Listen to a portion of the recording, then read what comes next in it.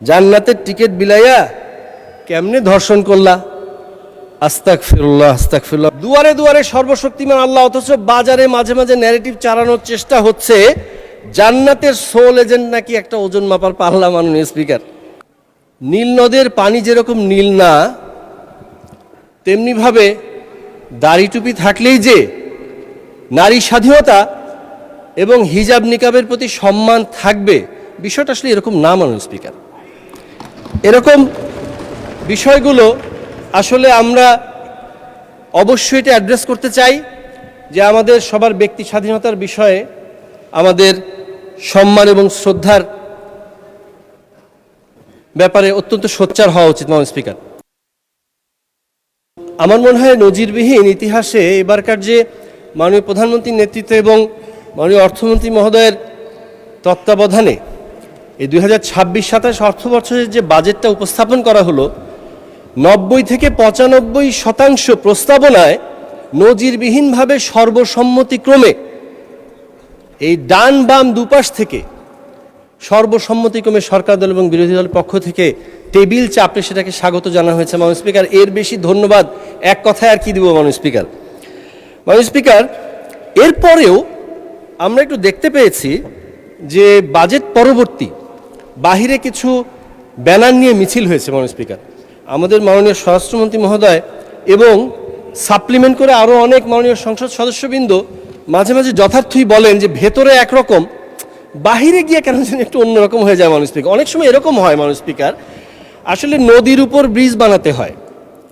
এখন আগেই যদি ব্রিজটা বানায় ফেলে তখন কি হয়, তখন শুকনো জায়গায় নিজে নদী কাটতে লেগে যায়, মানে অযাচিত ব্যাপার স্যাপার আর কি। এখন ব্যানার যদি আগেই বানিয়ে রেডি থাকে কেউ, এখন সেটা নিয়ে একটু ফটো সেশন না করলে কেমন হয়, এরকম হয়ে থাকতে পারে। মাননীয় স্পিকার, মাননীয় স্পিকার, আমি আরেকটা বিষয় একটু লক্ষণীয়ভাবে করতে চাই, যেটা হলো আমাদের মাননীয় প্রধানমন্ত্রীর নেতৃত্বেই সংসদ চলছে।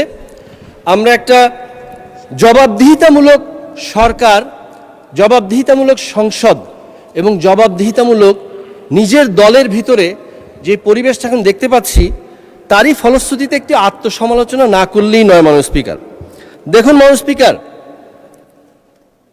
নীল নদের পানি যেরকম নীল না, তেমনিভাবে দাড়ি টুপি থাকলেই যে নারী স্বাধীনতা এবং হিজাব নিকাবের প্রতি সম্মান থাকবে, বিষয়টা আসলে এরকম না। মাননীয় স্পিকার, এরকম বিষয়গুলো আসলে আমরা অবশ্যই এটা অ্যাড্রেস করতে চাই যে আমাদের সবার ব্যক্তি স্বাধীনতার বিষয়ে আমাদের সম্মান এবং শ্রদ্ধার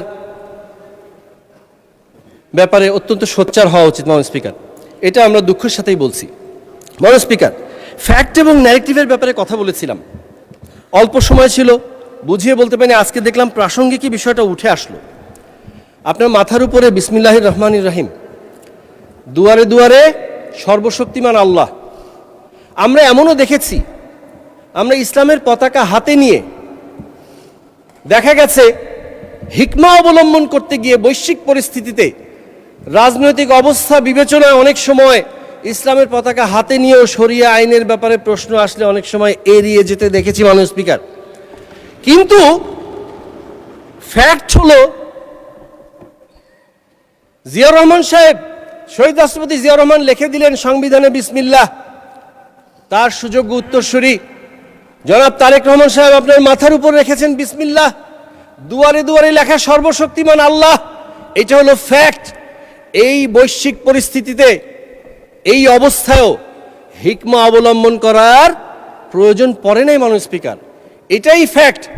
মাথার উপর বিসমিল্লাহ, দুয়ারে দুয়ারে সর্বশক্তিমান আল্লাহ, অথচ বাজারে মাঝে মাঝে ন্যারেটিভ চালানোর চেষ্টা হচ্ছে জান্নাতের সোল এজেন্ট নাকি একটা ওজন মাপার পাল্লা। মাননীয় স্পিকার, নাউযুবিল্লাহ নাউযুবিল্লাহ। জান্নাতের টিকিট বিলাইয়া কেমনে ধর্ষণ করলা? আস্তাগফিরুল্লাহ আস্তাগফিরুল্লাহ। মাননীয় স্পিকার, मैं शायर तो नहीं मगर ए जशी जब से देखा। আর সামনে গেলাম না। মাননীয় স্পিকার, এখানে অনেক সময় শের ও শায়েরির ব্যাপারে কথাবার্তা হয়, তো সেজন্য একটু ছিটে ফোটা টাচ করা। মাননীয় স্পিকার, আত্মসমালোচনার কথা বলছিলাম, আমি শুধু এক পাশে প্রশংসা আরেক পাশে তিরস্কার এরকম করব না। মাননীয় স্পিকার, প্রায় 20,000 কোটি টাকা, আমি যদি ভুল না শুনে থাকি, যদি তন্দ্রাচ্ছন্ন না হয়ে থাকি, বন্ধ শিল্প কারখানা চালুর ব্যাপারে, বরাদ্দের ব্যাপারে কথা হয়েছে মাননীয় স্পিকার। তো আমি কিন্তু আমাদের মাননীয় শিল্পমন্ত্রী মহোদয় এখন উপস্থিত থাকলে ভালো হতো। মাঝে মাঝেই যখন আমার রংপুর সুগার মিলসটা পুনরায় চালুর ব্যাপারে কতটুকু কী অবস্থা হলো, এটা যখন কথা বলি, আমার শ্বশুরবাড়ি এলাকার এমপি সাহেব এবং মাননীয় মন্ত্রী তিনি ডাগর ডাগর চোখে ঠান্ডাভাবে আমার দিকে তাকিয়ে থাকেন। আরেকদিন বলেছিলাম ইতা খিতা খরে বাবা, এই টাইপের একটা কোশ্চেন আর কি ওনার চোখে আমি দেখতে পাই। কিন্তু মাননীয় স্পিকার, এই মৌনতাকে আমি সম্মতির লক্ষণ ধরে নিচ্ছি, এটা করতেই হবে। কারণ এতগুলো টাকা থাকতে মাত্র 100 কোটি টাকারও নিচের বাজেট দিয়েই এই সুগার মিলটি সফলভাবে পুনরায় চালু করা এবং লাভজনক করা সম্ভব। মাননীয় স্পিকার, অনুমোদিত আমাদের গাইবান্ধা ইপিজেড, সেটার ব্যাপারে বাস্তবায়ন প্রক্রিয়া কবে শুরু হবে এবং অ্যাকুইজিশন কবে শুরু হবে সেই ব্যাপারেও আমরা ছেড়ে কথা বলবো না মাননীয় স্পিকার, যতই সরকার দলের হয়ে থাকি। যেহেতু বাজেট হয়েছে আমাদের অ্যালোকেশন দিতেই হবে ইনশাআল্লাহ। মাননীয় স্পিকার, ওয়াজিরে খামাখা একজন ছিল, তার সাথে টকশো করতে গিয়ে শুনলাম 8,32,000 কোটি টাকার বাজেট নাকি ছায়া বাজেট করেছেন তারা। বলছিলেন 9,38,000 কোটি টাকা এত বাজেট হয়ে গেল, 5 লক্ষ কোটি টাকা ছিল আসলে বাস্তবিক বাজেট। তো আমি প্রশ্ন করলাম যে 5 লক্ষ কোটি টাকা যদি বাস্তবিক হয়ে থাকে, তাহলে আপনি মিস্টার ওয়াজিরে খামোখা 8,32,000 কেন করলেন? আপনি 5 লক্ষ করলেই পারতেন। তো ছায়া বাজেটটা কিভাবে প্রণয়ন করবেন একটু যদি দিতেন তাহলে বোঝা যেত আর কি কি অবস্থা। মাননীয় স্পিকার, বাজেটে চানাচুরের পুষ্টিগুণ জানা সম্পর্কে একটা যদি কমিটি করার জন্য বরাদ্দ রাখা হতো তাহলে খুব ভালো হতো। চানাচুরের ডিব্বা না, চানাচুরের পুষ্টিগুণ। আমি দেখলাম যে নর্মাল গুগলেই যদি আমরা একটু সার্চ করে থাকি তাহলেই পেয়ে যাচ্ছি চানাচুরের কিছু পুষ্টিগুণ আছে মাননীয় স্পিকার। যে কেউ খুঁজলে পাবে ক্যালোরি প্রায় 500 থেকে 550 কিলো ক্যালোরি, ফ্যাট আছে 35 গ্রাম, প্রোটিন 10 গ্রাম, ফাইবার 5 গ্রাম, সোডিয়াম 800 মিলিগ্রাম প্রতি 100 গ্রাম চানাচুরের মধ্যে। মাননীয় স্পিকার, কেন বলছি জানেন? এই বাজেটটা নাকি চানাচুরের মতো খেতে ভালো লাগে, কোনো পুষ্টিগুণ নাই। তো বিষয়টা আসলে এরকম নয় মাননীয় স্পিকার, তাদের কথা অনুযায়ী। জি, আপনাকে আর 2 মিনিট বাড়িয়ে দেওয়া হলো মাননীয় স্পিকার। ধন্যবাদ।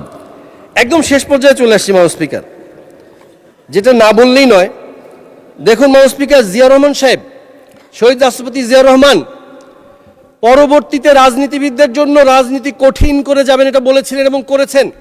বীর দর্পে ছুটে চলেছেন, তরুণ যুব সমাজকে নিয়ে খাল খনন থেকে শুরু করে অন্যান্য সমস্ত কার্যক্রম বাস্তবায়নের জন্য আনাচে কানাচে ছুটে বেরিয়েছেন। তেমনিভাবে আমিও মাননীয় প্রধানমন্ত্রীর এই ছুটে বেড়ানো আমাদেরকে সাথে নিয়ে এই কর্মকাণ্ডে উদ্বুদ্ধ হয়ে আমি আজকে সকল সংসদ সদস্যের জন্য একটা বিষয় একটু কঠিন করে দিতে চাই মাননীয় স্পিকার। আমাদের 32 গাইবান্ধা 4 গোবিন্দগঞ্জ আসনে মাননীয় স্পিকার আমরা একটা ভলান্টারি বাজেট দিচ্ছি, স্বেচ্ছাশ্রমের বাজেট দিচ্ছি। এই বাজেটের সাথে 2টা খাল খনন প্রকল্প হয়েছে, সফলভাবে চলছে।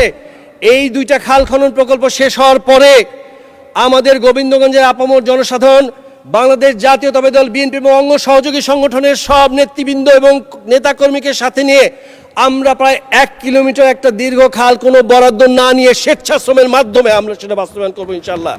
পরবর্তীতে the people of Govindganj will definitely make the politics difficult for the politician ইনশাআল্লাহ। মাননীয় স্পিকার, এভাবে একটা স্বেচ্ছাশ্রমের বাজেট আমি সাথে সম্পূরক প্রস্তাব করে দিয়ে ইনশাআল্লাহ বাস্তবায়ন করে আবারও একদিন কথা বলবো। মাননীয় স্পিকার, সবাইকে ধন্যবাদ জানিয়ে আপনি এই মহান সংসদে এই বাজেট আলোচনায় আমাকে সুযোগ দেওয়ার জন্য ধন্যবাদ জানিয়ে আপনার কাছ থেকে বিদায় নিচ্ছি। একদম বিদায় বেলায় শুধু এতটুকুই বলতে চাই, দেখুন আমরা যেভাবে সম্প্রীতি নিয়ে এই সংসদটা শুরু করেছি, সবাই তাকিয়ে আছে। জুলাই অবশ্যই আমাদের চেতনা, তবে জুলাইকে আমরা বিক্রি হতে দেব না ইনশাআল্লাহ। সবাইকে ধন্যবাদ মাননীয় স্পিকার, আপনাকে ধন্যবাদ। বাংলাদেশ জিন্দাবাদ।